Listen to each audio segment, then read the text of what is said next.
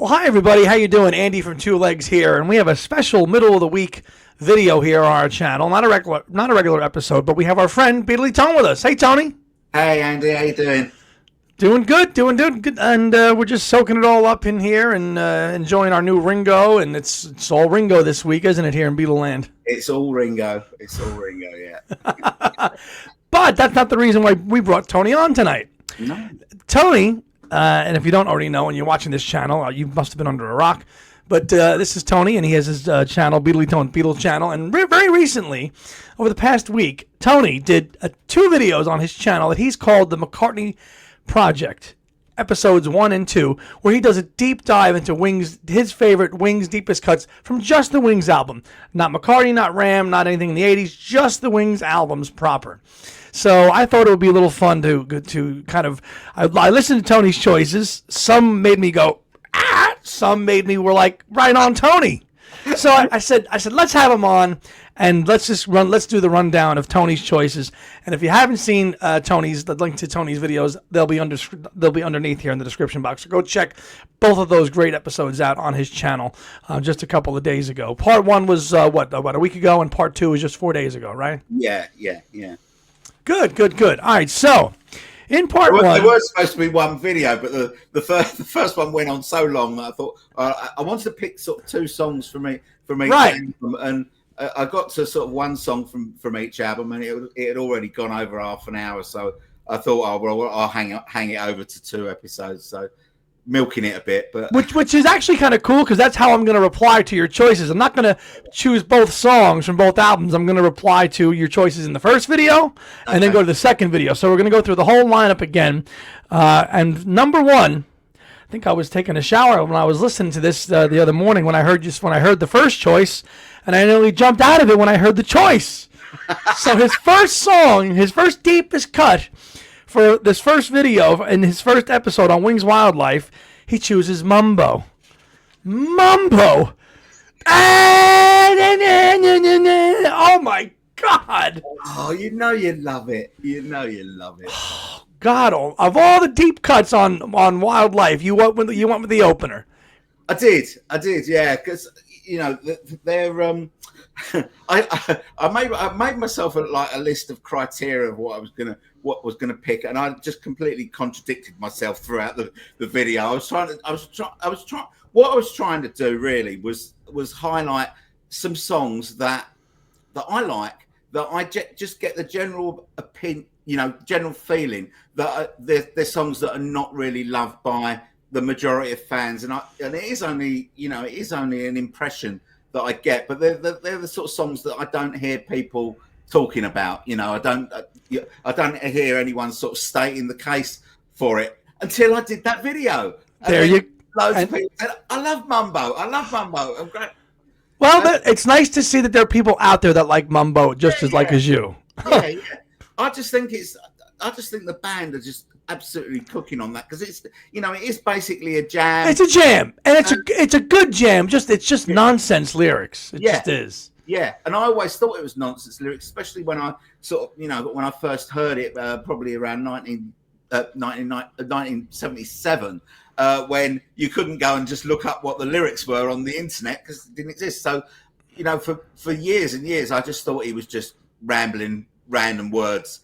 But there are lyrics. If you do go and look at it on the internet, there are actual words to the song. But I just think he's just a great rocker, and the band are just kind of giving it everything, I think, and it's just great. I think it's great. But like you say, with Wildlife, really, there's no hit singles on that album, so the whole album really could be a deep cut. It could have, and we talked about that in your next choice of Wildlife, which we'll get to in a couple of minutes.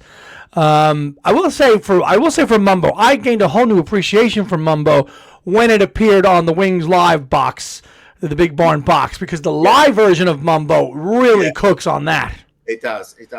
But I think it does in the studio as well. But I think the live version is better. I mean, one of the criteria that I had was, the deep cuts were going to be songs that only really appear on their Mother album. They weren't singles. and he didn't play them live, and I just broke that rule with my very first song. You did. Very first song. You did. There are songs on because this whole series, the McCartney Project, is going to involve other videos, and one of them will be a ranking of his songs from the 70s. I've held back some of my favorites from Wildlife for that because I don't want to talk about the same song. Sure, right. So these are songs that probably aren't going to make the top 20 or 30 or whatever. So how I'm going to whittle the 70s down to a top 30, I haven't even begun to think about. Oh, that's a daunting task, isn't it? But, probably the ones that are in the deep cut videos are not going to probably appear in the top. In the top, say 30. Yeah, that's probably a rule I'll break as well. But that's the idea. Excellent. So moving on to Red Rose Speedway, he chose the opener on side 2, Single Pigeon, which I was pleasantly surprised to hear because I've always liked that one quite a bit. It's less than 2 minutes long. You flip the record over, and I loved how you held it up there in your video because you're like, look, and the booklet's in here stapled as it should be, not slid into the pocket. That was great. That was great. That's how booklets should be, as it were. But the simplicity of Single Pigeon's always been charming. Nice, I love all the bit about the Regent's Park Canal. I love that bit. Simple enough. I know that it's a song that drove Glyn Johns mad, and it was one of the songs, according to Legacy Volume 1, that he was just like, I'm out of here. So he was a bit frustrated with that song.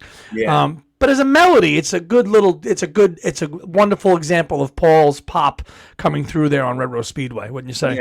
Yeah, and very, very stripped down, arrangements for it, and you've got things like people changing instruments. I think Denny Lane plays drums on that, although I think it's just sort of kick drum and a bit of cymbal. And you've got Denny Sywell who plays cornet on that, and I think Denny Lane plays sax on it. Sax towards the end. Yeah.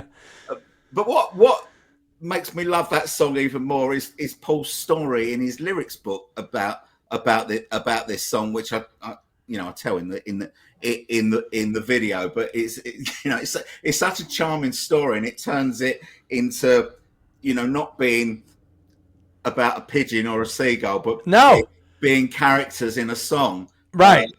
And that kind of adds to the charm for me. Good. Very clever. It is, and all in less than 2 minutes too, which was knocks it all out in less than 2 minutes. Yeah, but that's a perfect example of a song that a critic would absolutely harpoon Macca over. Something that would be so simple, trite, right? Oh, what is this? But we can appreciate it for what it is, which is great. Yeah. So Tony in his videos did not pick a track from the Band on the Run album proper. He did not, because he felt that nearly every track on that album, sans Mamunia, has been played live in some form or the other, and they all have. Picasso's Last Words, an abridged version on Wings Over America, but every other track on that album has been played live at some point in Paul's career. So he decided to. There are no deep cuts from that one. If I was going to offer one, I'd say it's Mamunia, just because it's the one that hasn't been played live. Yeah.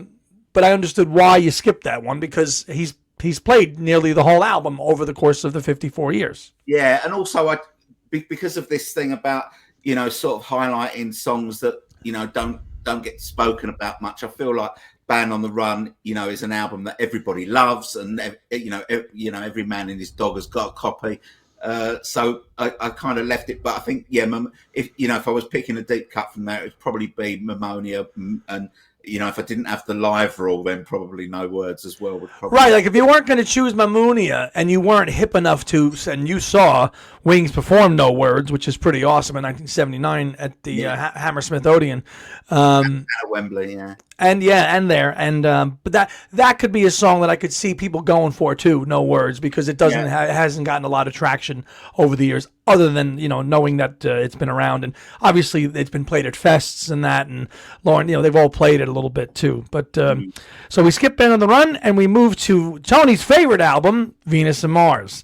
And I was tickled pink when I heard you say that you love Venus and Mars, because I was your overall favorite album when you did your ranking. I said, there you go, Tony. When he did his overall rankings, Venus and Mars was his bona fide number one, which was so cool to see. And he chose the third track, which was one of the first tracks recorded on the album with Jeff Britton still in the band, and that was Love in Song. And Love in Song, I wholeheartedly agree with you, is a great deep cut. Was a B-side to Letting Go, as we know, which didn't chart too well here in the States.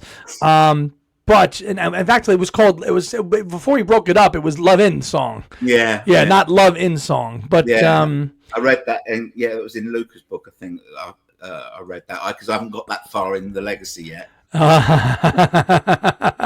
Stay tuned, folks. But yeah, Love in Song. God, I remember when I heard that album in the '90s, and I was like, "Wow, this is a really good song." Starts out quiet, builds up, and then it just drops into this whole big happiness in the homeland, and that's where. And then the synthesizers are all kicking in there. It's a brilliant melody, and I'm sure. And I'm not surprised. I was not surprised to see you pick Love in Song. Yeah. I think it's a first class McCartney ballad. Just top draw, and it was a song that I didn't come to for quite a long time, because I had Wings Over America, and as you know, virtually the whole of Wings Over America has got a live version of the songs that are on Venus and Mars, apart from 3 songs, one of in song, and so I kind of I put off buying Venus and Mars, because you felt I have it already. Yeah, I've got all the songs, even though that it's a live version. So it took me a little while to get to Venus and Mars. And when I heard it, there's 2 absolute top class ballads that are not on Wings Over America but are on Venus and Mars on that album. Absolutely, and Paul's playing Bill Black's stand-up bass on that track as well. Yeah. Which was a new acquisition, right? Linda had just bought that for him, right around the recording of that song, which is pretty cool. I think it was the first time he used it. So nice deep cut there, Tony. Moving on to Speed of Sound. Tony went with the second track on the album, which is a Paul written song, but he gave it to Denny to sing, and that's The Note You Never Wrote, which was a surprise to see. I was thinking you might pick something. I was thinking maybe you'd pick She's My Baby, or maybe I knew you weren't going to pick Cook of the House. I knew you weren't going to. I thought maybe San Fairy Ann might get, because that's a bit of a deep dive. But definitely. There's a few on there that I could have picked, but. I'm also picking my favorite deep cuts. So there are other deep cuts, but I'm picking my favorites, and that was the one. I've always really, really loved that track, but it's a song that I don't feel gets that much love from fans. Maybe because Denny's singing it rather than Paul. I don't really know the reason, but I kind of love the whole sort of atmospheric feel to that song. Again, sort of pre-nonsense lyrics, but it's got that great guitar solo from in the middle, which is great. It's just a song that I've always really loved, and I like it better than things like She's My Baby or San Fairy Ann or Must Do Something About It. That all of those songs could qualify. I think it could, and it's an interesting one because it's a waltz in 3/4 time. Yes, it is. It's in 3/4. Yeah. Which is interesting. You've got this great big pop album. You open up with the door chimes to let them in, and you have this great military snare drum thing going out the whole thing, and then that ends, and you kind of go into this kind of proggy type moog thing going on into it, atmospheric thing, and then it's a different, it's a darker song for Wings. Yeah, definitely. It is. So that definitely qualifies, and I agree with you there. He's making up things like, the mayor of Baltimore. All these sort of things. Yeah. I think it's a great song. I think it's a forgotten gem. It is, and you'll get to this in the book, but there's a reason that Baltimore was on the mind of Paul when he wrote that song. You'll get to it in the book. Okay. These are all these little things, these tidbits that pop out when you read the book now. There's a reason for that, because Baltimore was in the news at the time, and there was like corruption and stuff going on. You'll see. Okay. So it must have been in the head, and that's a lot of what we read in the legacy book was Paul drew inspiration from whatever. So that's a good hypothesis there by Cozen.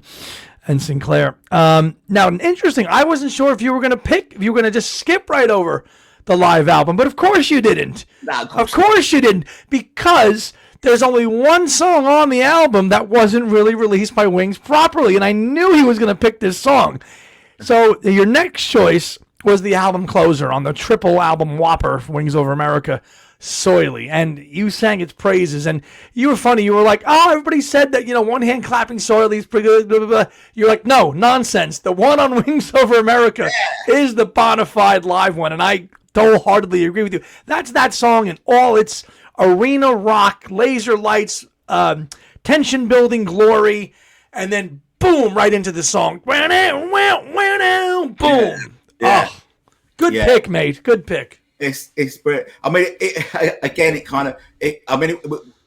was the B side of maybe I'm Amazed like when that came out as a single, but later, yeah, but at the time, it's a belter, and the version on One Hand Clapping is great, but you got to remember that One Hand Clapping is them rehearsing it to do it over America. Yeah. So it kind of moved on a little bit. It's a great version on One Hand Clapping, but I think this version is better because it's got that sort of that elongated guitar intro with Jimmy and Denny playing together, and Joe English's drums on that is just fantastic, and Paul's bass is thumping away. It's just a brilliant song. He's using that hoarse, that raspy voice, and yes. And when you hear him singing that sort of power, you have to remember that Soily is the last song of the set. He's done nearly 3 hours already. Yeah. On the album, it's the second encore, and he's still, his voice is just absolutely brilliant.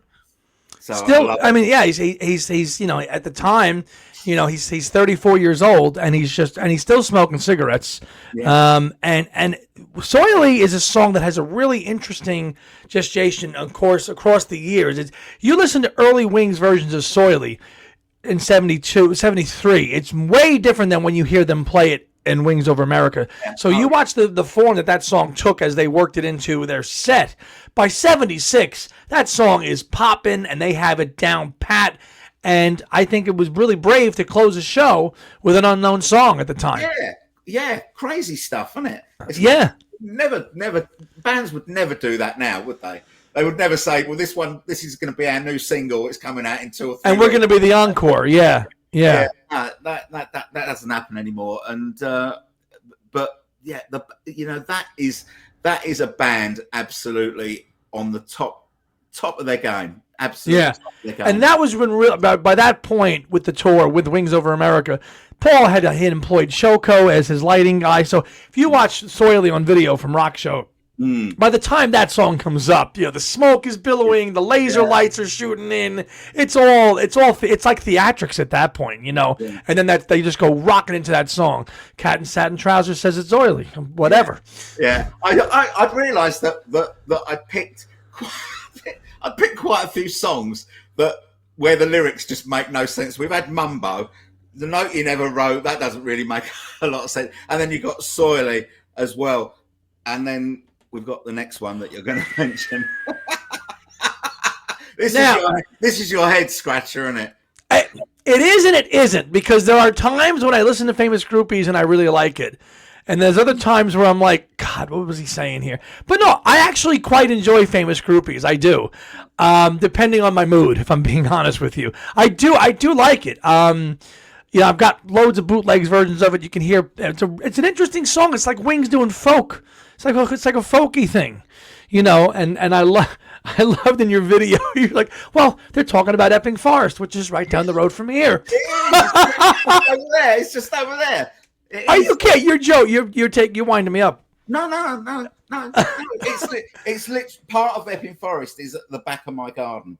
Oh my God, that is awesome! At the end of our garden, we've got like a forest, and that is part of Epping Forest. Epping Forest is huge, right? It's all right, huge. so you're not a proggy guy, but what Genesis song has the same title in it? Yeah, the Battle of Epping Forest, isn't it? That's right. Yeah, on Selling England By the pound, yeah. Big, Yeah, big, big, big froggy number. But that's the. If you want to ask a trivia question, you can ask him that. Where does McCartney and Genesis link up? It's with Epping Forest and Famous Groupies. But I think when I was younger, I didn't like it as much. I like it for what it is now, but it does get a little bit crazy there towards that last lyric bit when he's doing he's shouting and the supremium proscenium arch and ladies and gentlemen I give you, and it's like what? Yeah, and you never find those words in any other pop song. A proscenium arch in a pop song. Yeah. But why did you choose it? I chose it because, I chose it because I like it. I chose it because I think it's a song that doesn't people don't talk about it much, and wanted to give it a shout out. And I just really like the lyrics, because it's a bit of a comedy song in a way, because the lyrics are funny, okay, and he doesn't do humor very often. No. In his songs, and I liked it because the main track was done with the full band. It's before Jimmy and Joe. Yeah. Joe left, and it just sounds like it's a band having fun. It's a jokey number. And pop music doesn't always have to be the perfect melody and meaningful lyrics. Sometimes it can just be fun, and I just feel that's what that song is. I think it's a band having a bit of a laugh. Who used to practice voodoo on the side. He's using all these silly voices and there's silly noises and all that sort of stuff. And he can be a little bit naughty too. And when the girls were with him, he never lost his rhythm. Yeah. It's a folky, jokey song. It is, and on those merits, it doesn't. Years ago, I would cringe at it, to be honest with you, but I really have come to enjoy it, and I was not surprised to hear you pick Famous Groupies. Yes, well, same for me. When I first got London Town, and I've said to you before, London Town has got a special place in my heart because it was the first McCartney album that I was able to buy as it came out, the first studio album that I bought as it came out. So I've always really loved it. Mm-hmm. And but that track, I didn't particularly love when I was a kid. No, not then, right? When I first liked it, because as we get older, right, and you'll find this when you do get older, Andy. But as we get older, our tastes mellow, right, and we're not that sort of pop snob that we are when we're younger and teenagers, 18, yeah, full of angst and hormones and stuff like that. And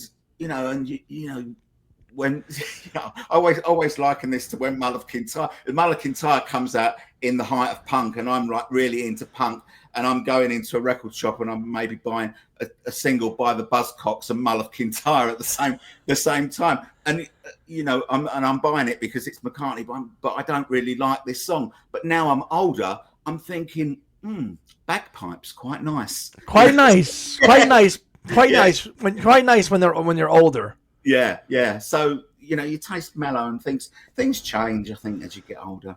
They do indeed. Moving on to Tony's last pick in his first video was a track from Back to the Egg, which I believe is the second track on side 2, which is the song To You, which is it's another one of those heavier tracks on the album. I'm not a big fan of To You. This is where it's okay. It's a good rocker, but I've always thought he's just a little bit too. And if it happened to you, it's a bit punky.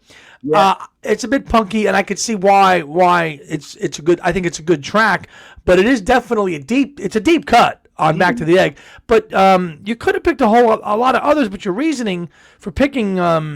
Because I don't want to talk about the other one you picked. We'll get to that in a few minutes. But you got Getting Closer, and you picked some other stuff that were part of the sessions, but you didn't really do it. Rockestra, you didn't pick because it wasn't really Wings. When your video you said that, which I understood. But there were other ones you could have picked, like Old Siam Sir, which is also like punky.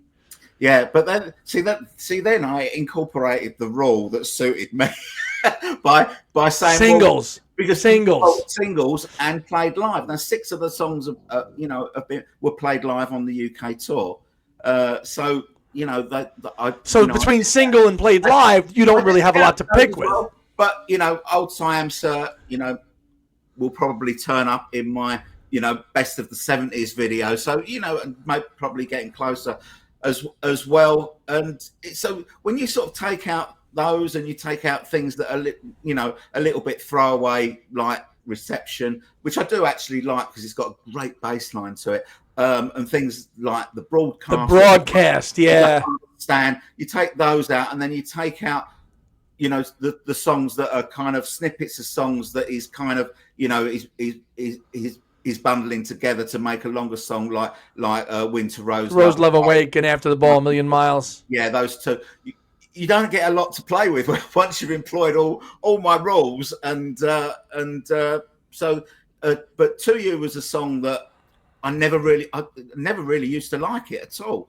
And then I don't know, like I say, you kind of mellow, and I'm thinking actually this is quite good. I really kind of like the loose feel of it. You know, I kind of like that voice that he's singing in, because it's that Monkberry Moon Delight type voice. And there's some great guitar work in there from Lawrence Juba as well on that song. So yeah, To You. Again, it's one of these songs that no one really speaks about. Nobody really speaks about it when you're talking about Back to the Egg. It gets discussed, but in passing. There are other tracks that get a lot more attention than that these days. Even like Arrow Through Me has more traction these days. Yeah, definitely. For sure. Yeah, I mean, To You is not. You know, it won't make my top 30 Wings songs or Paul songs from the 70s, but I thought it was a good place to include it here and talk about it. Absolutely, and.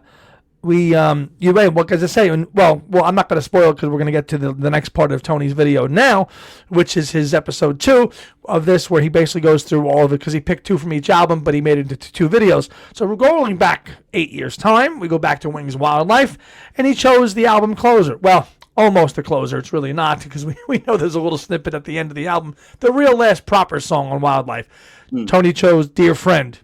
Good pick. Lot going on in that song, as you mentioned in your video. All the instrumentation and going on in that, and the band and the orchestra that's present on that song. And it was nice that in 2018, when we got the Wildlife Archive, we got a version of that was labeled Orchestra Up, so you could hear more of the orchestra in that track, and all those instruments you talk about, you hear in Dear Friend. And it's a song that I think, and you mentioned it in your video, people like to say that it's Paul's response to How Do You Sleep, but that's not really the case, as we know, because the song was recorded in the summer of '71. Isn't that right? Yeah. So it came out, or it was recorded maybe 3 months before Imagine came out. So, you know, right. So I doubt that John sent Paul a version, an acetate of How Do You Sleep before it came out. So no, he wouldn't have heard that. I think it was more a response to the sort of the public slanging that they were doing in the music papers and stuff like that was going on at that particular time. And just maybe asking for a bit of peace. Come on, let's throw some wine, which means, let's have a drink. Let's have a drink. And it's funny, Wildlife comes out in December of '71, so Dear Friend is heard by the public, obviously. And shortly after that, I can almost look at Dear Friend as like a ceasefire, because John and Paul met in early February of '72, right before the Bloody Sunday riots, and that was like their agreement to just let's just chill, So I think by the time John heard Dear Friend, they probably said, look, let's just have a glass of wine and put this to bed, So really, 1971 is the final year of we'd say the bloodbath. Yeah, there was a couple of years to work out of business stuff, but the slogging between the two of them really ends with Dear Friend. Yeah. As far as songs go, sure. There might have been there would have been the odd comment here and there, but nothing nothing like the sort of the public, when they're writing letters to each other in the Melody Maker. Right. John writes a letter to Melody Maker about Paul one week, and the next week Paul writes one to John. No, and it's all out in the public. It's messy and it's horrible, and there's a lot going on in that song, though. There's a lot going on in that track. Speak to that a little bit. Yeah, well, there's a massive orchestra on that, and but the actual Wings lineup is quite sparse. on that track, and you would think it's quite a delicate song. It's mainly a piano ballad. That's it. But and you would think that having I'm not sure how many. I can't remember off the top of my head, but it's something like about a 20-piece orchestra on that. You would think that it would kind of lose something, it would get drowned out by that, but it doesn't. It's very, the production on that with the orchestra is very subtle. They come in, quite near the end of the song, and it kind of adds to the drama rather than smothers it. It builds it up. It builds up the song from nothing to a lot, and that was obviously arranged by Richard Hewson, who did that on The Long and Winding Road. So Richard Hewson had a nice story about arranging and putting the orchestration together for Dear Friend when the Wildlife Box came out in 2018. Yeah. He was amazed that he even got a call from Paul to do that. And it was pretty much like, hey mate, I know you didn't really do that, to Long and Winding Road. It was Phil Spector, so he didn't hold him accountable for it, which was nice. No. And I've got slight choice regret about Dear Friend, because like I said, you could pretty much pick anything off of Wildlife as a deep cut. And I'm now kind of thinking, I like that song so much that it should really be in my top 30. You got the rest of side 2 to play with though, and that's just as good. I've got songs to play with, but maybe I went a little bit early on that one, but maybe I should have picked the other one. But it's done now. It's done now. What's done is done. We're moving on. And then this one here made this one made me want to pull my hair out. This one, and I'm like, don't say this song. Don't say this song. Say One More Kiss. Say Big Barn Bed. Say When the Night. We get to Roto Speedway, and Tony chose Loop, parentheses, First Indian on the Mood. Ah! Oh, God almighty. I get it, and I agree with your video. It said it's basically Wings doing their version of Floyd, and literally they were right next door in EMI. Yeah. I think when they were recording, when they were in Abbey Road at the same time as Floyd, I think they were doing the mixing of Loop, because I think they recorded the basic track Olympic Studios, if I remember. Yeah, in Barnes. If I remember rightly. Yeah, so they were in there doing the. That's right. Overdubs or something like that. They're in Studio 2. Floyd are in Studio 3 at Abbey Road. Recording Dark Side. So, but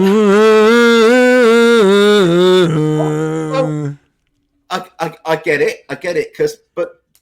This is the kind of point, because I'm trying to choose songs that I like, that I think that most other fans don't like, and there's been quite a few cases already where that has been proven, because there's songs that I like that you don't like as much. So with Loop, I don't like instrumentals, and I don't really like prog rock, but I really like that song. I just like the way it kind of shifts in movement, to use a prog rock term. In movement. See, the prog rock is just screaming to you punk rocker from 1977. They're just saying, latch on to Genesis and Yes and Toe. Yeah. Come on. Well, I kind of do Phil Collins Genesis, but I have been toying with Peter Gabriel Genesis. I've been streaming a couple of things, and Foxtrot and Selling England, and they're not as bad as I remember. So, they're not. You got to remember. You just said a few minutes ago, age is everything, right? Yeah. When you were an angry kid and you were buying Sex Pistols, you were like, "What the hell are these buggers singing about and dressing up in costumes and everything else?" But it's really intricate music. Oh yeah, look, there's never been any doubt in my mind that anyone that was in a prog rock band in the 70s is a supreme musician. It's like, because prog rock is like classical music. It's like classical, with pop instruments. So that's prog, but it's songs about mythical beasts. battles and all this sort of thing, and songs that go on. You know, if a song doesn't clock in at 20 minutes, it's not pulling its weight, is it? So, and not in proggy rock. Yeah, in prog rock. So, but with Loop, the bass playing is just fantastic. I like the drumming on it is really, really clever, and it moves at quite a pace, and it's probably maybe a little bit overly long. Good bass bits. Boom. Yeah, the bass is brilliant. Dun, Yeah. dun, dun, Yeah. And not bad. And it kind of changes from that as well, where it's much more fluid. Yeah. In other parts of the song. So, it's not a song that's well loved by everyone. I know that, but it's just a song that I've always really liked, and for reasons that I can't really explain. Apart from I just really like the instrumentation on it, all the sort of all the little. See, now that is what we would call that's a dated track. You could put that on and say that's from the 1970s. Yeah, I mean, although that they were recording Dark Side of the Moon, next door, that probably wouldn't have had an effect on Luke because they'd already recorded the basic. It owes probably more to Meadow, I would have thought, than yeah. Dark Side of the Moon. But good record that Metal, good one. So. Moving on from Loop and proggy rock and all that goes with it, we're going to skip Band on the Run and we go to Back to Venus and Mars. And this was a real sweet moment in your second video. Boy, did it tug at my heartstrings when I watched you talk about this song, because I agreed with everything you said about the track. And Tony picked from Venus and Mars the proper album closer, Treat Her Gently, Lonely Old People. And it was good. It was a sad song. It's a sad song. It's another one of those classic twofer songs. It's Paul taking two songs, coupling together like he always does, and this is another example of that. Treat Her Gently, which goes back until about 74, from what I read, and then Cheater, and then Lonely Old People, as Tony said in the video. I think he was 30 when he wrote that one, and according to what we've read. So here's a guy in his 30s talking about Treat Her Gently and Lonely Old People, and the lyrics are a bit sad. Here we sit, two lonely old people, eking our lives away. So sad. So this guy in his 30s, at the prime of his life, singing about that. And Tony mentioned it. He goes, well, I don't really think about my dad too much, but I think more about my mom when I hear this song. A little bit, right? Yeah, because I think that the main character is female. Treat her gently. So, right. The main character, but it just makes me think about. My mum and dad. My mum, didn't have dementia, wasn't in a home, but my dad did. So it's probably more appropriate to my dad, but it kind of makes me think more of my mum because it's treat her sure her gently. But the lyrics are just really, really powerful. When I first heard Venus and Mars, I didn't give that two hoots really. I didn't. It doesn't.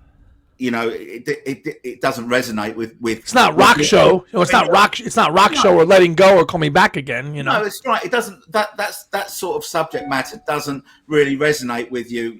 When you're 16 or 17 or whatever.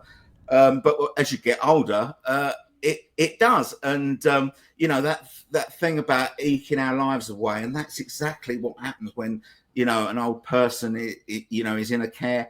Is in a care home there, it's God's waiting room. Do you know what I mean? I know. It's it's a sobering thought, that it really is. Yeah, and so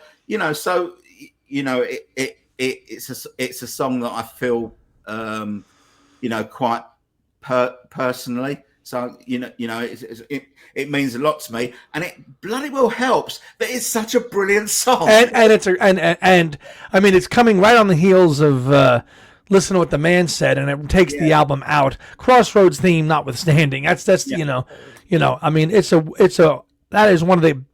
I have to think, pound for pound, that might be one of Paul's best album closers.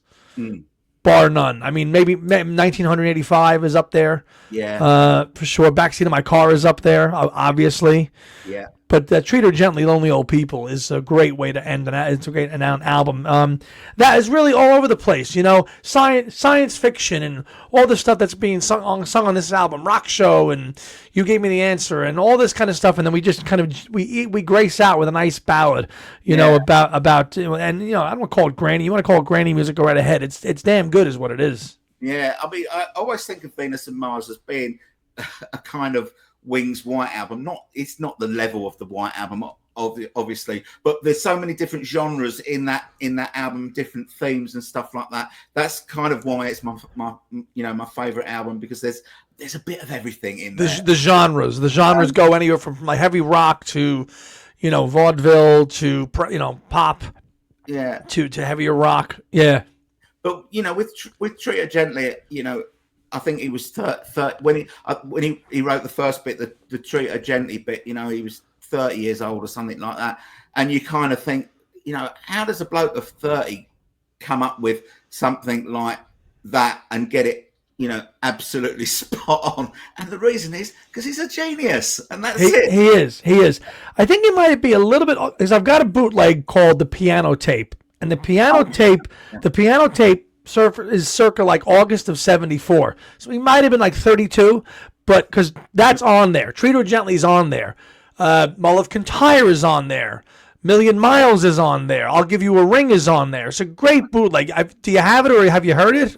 I've heard it. I don't have it, but I have heard it, but not for ages. I don't own it, but I've heard it. But this is discussed in the Legacy book, and all these songs are on that piano tape, especially Treat Her Gently. So to hear Paul doing Treat Her Gently, or Million Miles, or even Mull of Kintyre on this one tape, a couple of years before all the songs come out, it's pretty. But you're right. I mean, the guy's 30 and he's talking about being old and eking our lives away. Yeah, I mean, I don't know whether there was something going on with his dad Jim. Well, that particular time, and that's where he's got his information from for that song or some other. You touch on a good point there, Tony, because and that they do talk about that a little bit in the book. Jim around this time, Jim McCartney did start to become a little more frail, so that might have been weighing on his mind too when he wrote that song. You make a good point there, but I loved your description of it and why it means so much to you. Now, and other than being your favorite album, it means that song means a lot to you, which I enjoyed your take on that. Next up, Speed of Sound. Tony went with Warm and Beautiful to the album closer. Another album closer. It's another album closer. Yeah. Tony's got a couple album closers on both his lists here. But Warm and Beautiful, which was arranged by Fiachra Trench, who was the Irish arranger but Warm and Beautiful, simple enough. I think that if you've got the archive stuff, maybe it's on people's radars a little bit more. Obviously, Speed of Sound is so huge because it's got Silly Love Songs and Let 'Em In. But there's just a little quiet, tender ballad to take us out of a really poppy LP. Yeah. I think I think it's the impression that I get from people that write comments on my my channel. You get the feeling that it's not that well loved, and even when I posted that video, people said I hate Warm and Beautiful, but it's a song that I like. It's a tender piano ballad. Again, it's got a nice guitar solo in it. It's obviously a song for Linda, and it's to me that is it's another top class McCartney ballad, and if people don't like it, they don't like it, but I like it. One that stuck with Paul too, because he played it at Linda's memorial later on, and it's also on his Working Classical rearrangement of all his, some of his orchestral stuff, but also Warm and Beautiful is done in an orchestral arrangement on that CD as well. So that's something that obviously when he wrote that song and he thought about it, he's definitely thinking of Linda, obviously, with Warm and Beautiful. Yeah, and I think Elvis Costello did a version of it at the concert, didn't he? The garland for Linda. Yeah. I didn't remember that, and someone mentioned that in the comments, and I went and listened to it on YouTube. There wasn't a video, but it was just an audio. The audio. And as much as I love Elvis Costello, he doesn't get all those notes, you know. No. It's a tricky one to sing. It is, but it's a good closer. I mean, because it's like he goes up and down, and then his register on that one. Yeah, you know, during the verse, he goes real low, and he needs probably too low for him, but he needs to be that low so he can go right up for the Sunlight's Morning Glory bit, and tells the story of our life, and he's like screaming it. Yeah, it's a good song. But even just listen to him singing on that song. It's brilliant. Yeah. Back to Wings Over America for another bonus live pick because, you know, Tony loves Wings Over America. Who doesn't? And I liked his explanation for his choice because he felt like it kind of got a little bit buried on the album. And Tony chose, on the live album, I think is what he meant. On the live album, he felt it got a little bit buried because it's very early in the set list. And if it had been later in the set list, maybe people actually remember it. But halfway, pretty early in the show, you're getting this track, and it is a vocal tour de force. And that's Macca doing Call Me Back Again in a way better arrangement live than on Venus and Mars. It's great. It's a great track on Venus and Mars, but live it's just cooking. Yeah, I think that you can pretty much say that for you know, almost all the tracks that have got versions of you know, Venus and Mars songs on Wings Over America, that they really come to life on Wings Over America, and that is no exception. I mean, his singing on that version is just phenomenal. It is phenomenal. I think that because it's from side 2, and I think side 2 is the side where he's playing piano the whole on all the songs on side 2. I think, if I remember rightly, and on Wings Over America, yeah. I think Denny switches to bass. Yes, and he is just hammering on the keys too. He's going, hammering, and you know, Jimmy McCulloch's little guitar licks are fantastic. Bow, bow, now, bow, now. You know, it's just great. It's just great. The drumming is great, and there's one verse that I think is quite near the end of the song, which I don't think I mentioned in the video, where Joe English does this fantastic fill really fast that he doesn't do on the studio version. He doesn't do it anywhere else in the song live, but it's a really good bit. But you know, Paul's voice on this is just fantastic. It's one of his best vocal performances. Ooh, babe. Oh. Yeah. And when right at the end, when he's yeah. That's what I'm talking about, Tony. Yeah. Yes. It's brilliant. Absolutely. Love it. I love that choice from Wings Over America because it's live. It's just a different animal. It's a good song on an album, but you put that on that live thing, man, it's smoking. I love it. And even the horn section sort of sounds sharper. And 1, 2, 3, 1, 2, 3. Yeah.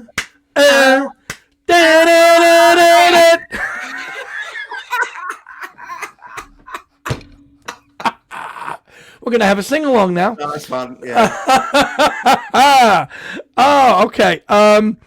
One more, because Tony did not, I'll tell you right now, Tony did not pick a second track from Back to the Egg for reasons he just explained, because he felt it between the singles and what he saw live doesn't leave a whole lot to work with. So we got one more track to talk about Tony's deepest cuts from his newest videos on his channel, the McCartney Project, episode 2. And Tony chose, I love the description he used for this song. He goes, this song's a bit like Marmite. You either love it or hate it. And he chose from London Town, the album closer. Another album closer again, folks. Tony and the album closers. What's the matter with me? More smooth. At least it shows that I play albums right to the end. That's true, people. He listens to the album straight from start to finish. Last track on the album from London Town, Morris Moose and the Grey Goose.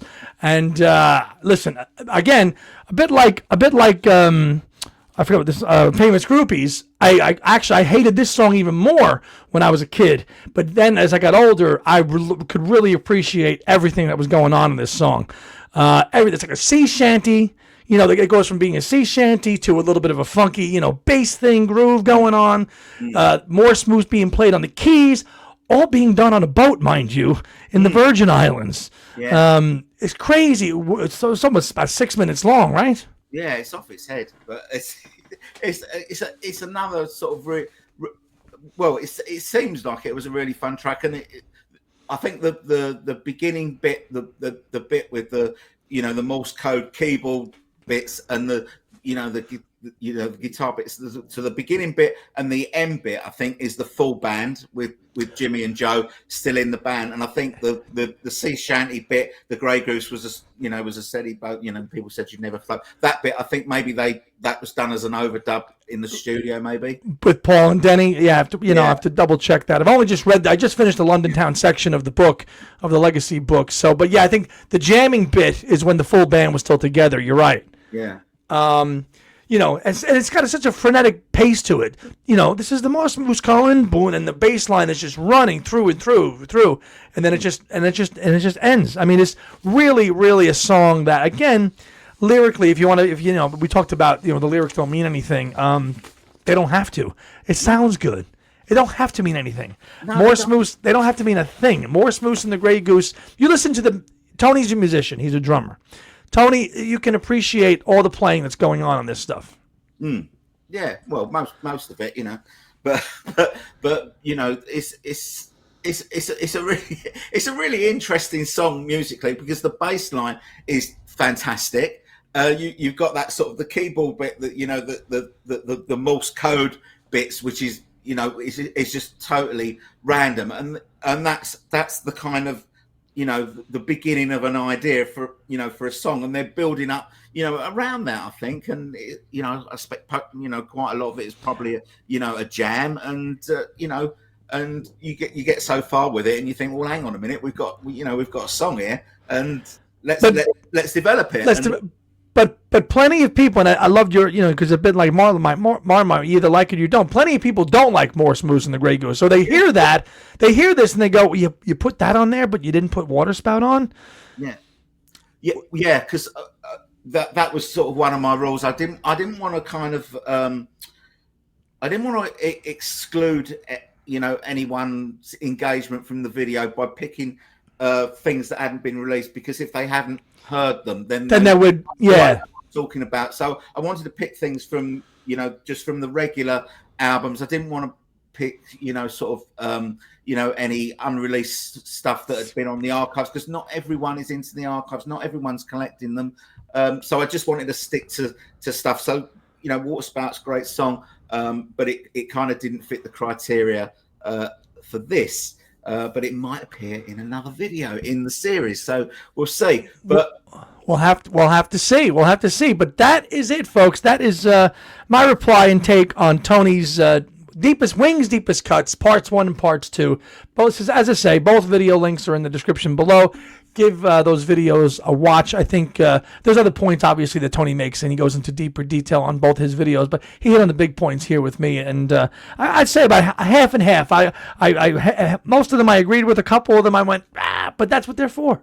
That's what they're for, right, mate? Well, that's this is part of the whole thing that we do. We're here to promote discussion, and it gives people something to talk about, and whether they agree or disagree, it doesn't matter. There's no right or wrong answers here. No, there's not. You leave a comment, and if you agree, great, and if you don't, that's fine too. But that's why we're here. We're keeping the discussion and the discourse on McCartney engaging and going in 2025, and that's what matters, right? Yeah, absolutely. That's what matters. Yeah. Well, Tony, thanks for being here for a little bit, and I appreciate you jumping on tonight. And stay tuned. Tony, what do you got coming up? What's the next video you've got on your channel coming up? The next video is going to be my review of Ringo's album, Look Here, and then we'll be doing the next Look Here, Look Up. Look up. I'm confusing it with 10cc. Look Here, Look Up. My review of Look Up. I'm not doing a review of 10cc's Look Up because Look Here, because I've never made it to the end of that album. But so that'll be the next one, and then the one after that will be the next episode in the McCartney Project, where I'm going to be looking at the best songs from the era 2010 to 2020. So okay, so maybe we'll do this again as a little, we'll do another back and forth, 2010 to 2020. Yeah. I don't know what do we call that decade? The teenies? Do we call them? I don't know what we call them. I don't know. They're not. I don't know. What do we call them? The teen? I don't know. I don't know. Tony, it's been a blast. Look for a new episode from Two Legs this weekend on Saturday, and I'll be live as usual on Sunday. So have a good night, everybody, and we'll talk to you soon. Thanks for having me on, Andy, and thanks, everyone. Thanks, everybody. Bye-bye. Bye.